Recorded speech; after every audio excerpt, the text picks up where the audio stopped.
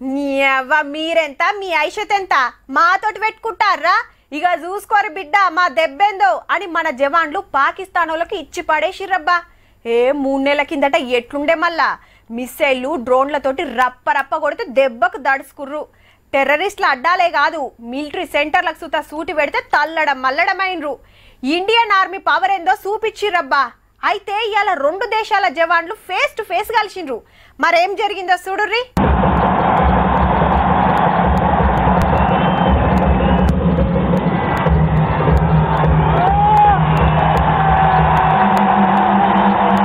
ఏహే చూసుకుందామన్నట్టే ఒక్కొక్కల రోషం ఎట్లున్నదో చూడండి.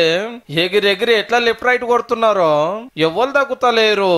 ఇటురోకు మన జవాన్లు అటురోకు పాకిస్తాన్ జవాన్లు. మళ్ళా వాగా బార్డర్ అంటారు చూడండి, అది గిదే 2 దేశాల గెట్ అన్నట్టు. బీటింగ్ రిట్రీట్ అంటారు. 17 15 ఆగస్టు నాడు 26 జనవరి నాడు ఈ కార్యం నడుస్తుంది. ఆపరేషన్ సింధూర్ కార్యం తోటి పక్క దేశం పని పట్టినాక ఇదే ఫస్ట్ ప్రోగ్రాము. అందుకే చూస్తానికి సితం వచ్చిరు పబ్లిక్. ఎందుకైనా మంచిదని బందోబస్తు గిన గట్టిగానే పెట్టిండ్రు.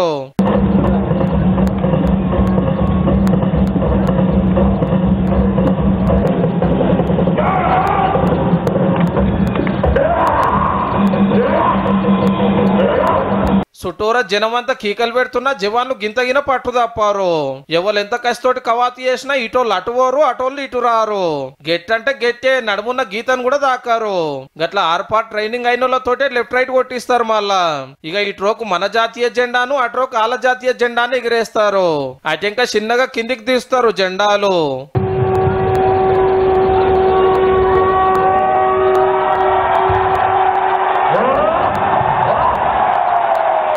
ఇండియా పాకిస్తాన్ నడుమ పరిస్థితి మంచిగా లేకున్నా పెట్టుకున్న రూల్స్ ప్రకారం అంతా నిమ్మలంగానే జరిగింది.